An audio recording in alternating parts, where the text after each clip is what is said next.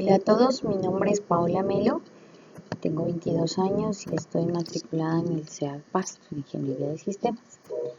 En este curso de algoritmos vamos a abordar tres unidades.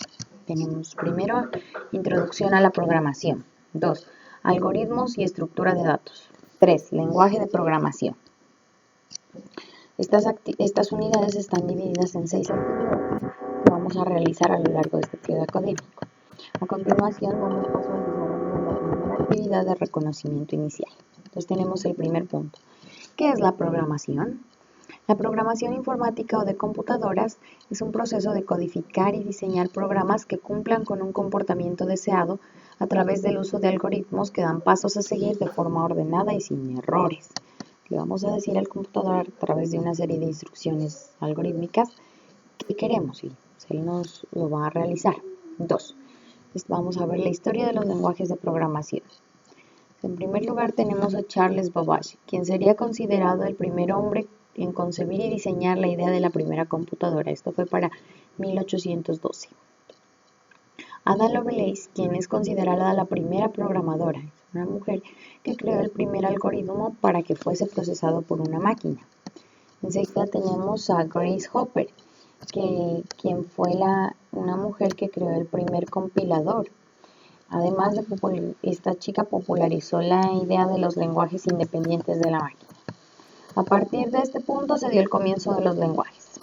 Tenemos a Fortran, que se desarrolló en la década de los 50 y estaba destinado a la resolución de problemas científico-técnicos, resultándose relativamente sencillo de aprender si se domina la notación matemática. COBOL se desarrolló a finales de la década de los 50. Es un lenguaje orientado hacia funciones administrativas, tiene gran portabilidad y legibilidad. BASIC, desarrollado en el 64. Se trataba de un lenguaje sencillo de aprender y además su intérprete ocupaba poca memoria. El exponente máximo de los BASIC hoy en día Visual Básico. Logo, desarrollado a partir del 64, es un lenguaje que sirviera para introducir en el mundo de la programación al alumnado menor de edad. Aunque fue diseñado con este fin, poco después fue saliendo de las aulas porque en las escuelas se enfocaban más en la informática hacia el uso de las aplicaciones y no a su creación. C. Desarrollado en los principios de los 70, es apreciado por la eficiencia del código que produce y es el lenguaje de programación más popular para crear software de sistemas, aunque también se utiliza para crear aplicaciones. Pascal, también desarrollado a principios de los 70 y fue popularizándose en el 80, es el lenguaje más sencillo que posibilita el acceso a la informática teórica. Este vendría después de Logo, ¿no? Pascal también fue diseñado como con el propósito de enseñar a programar. Prolog, desarrollado en la década de los 70, su aplicación en el campo de la inteligencia artificial, definiendo objetos y estableciendo relaciones, permite resolver problemas lógicos, desarrollar sistemas expertos e investigar en la comprensión del lenguaje humano. Ada, entre los 70s y 80s, es un lenguaje de programación orientado a objetos y fuertemente tipado de forma estética. Java es un lenguaje desarrollado ya en los 90s. Hay una serie de cambios en todos estos lenguajes, ¿no? A pesar de que Java resulta un tanto lento en su ejecución, cada día es más popular. Por un lado, es relativamente sencillo y bastante potente. Además, es válido para cualquier plataforma y sobre todo muy fiable, seguro, manteniendo alejado de los virus. 3. Entonces vamos a ver una diferenciación de 5 lenguajes de programación. Tenemos a Python. Python es un lenguaje interpretado. Es un lenguaje de programación multiparadigma y soporta orientación a objetos, programación interactiva y en menor medida programación funcional. Es un lenguaje interpretado, ya dijimos, tipado dinámico y es multiplataforma. Ruby. Ruby es un lenguaje de programación interpretado igual que Python, reflexivo y orientado a objetos. Vamos como que parecidos, ¿no? C. Es un lenguaje orientado a la implementación de sistemas operativos, ya no es a objetos, sino a la implementación de sistemas operativos. Es apreciado por la eficiencia del código que produce y es un lenguaje de programación más popular. Y a partir de este tenemos a C++, es un lenguaje híbrido.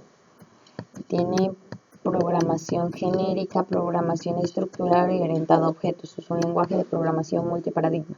C era orientado a a la creación de sistemas operativos y C++ ya es a la orientación hacia objetos. C# es un lenguaje de programación orientado a objetos y su sintaxis básica deriva de C y C++ y utiliza el modelo de objetos de la plataforma .NET Framework.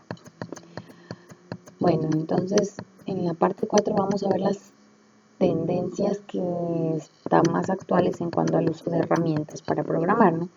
Entonces, actualmente existen herramientas de software capaces de generar la mayor parte del código que integra un sistema de información, donde los propios programadores deben elegir el lenguaje de programación apropiado, dependiendo obviamente de la tarea a realizar.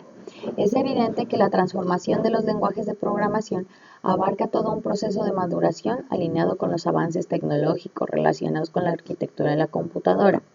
Si dicho proceso parece no tener límites por sus tendencias, apuntan a herramientas más simples, robustas y potentes, donde la interacción con la computadora permita una comunicación hasta cierto punto predecible.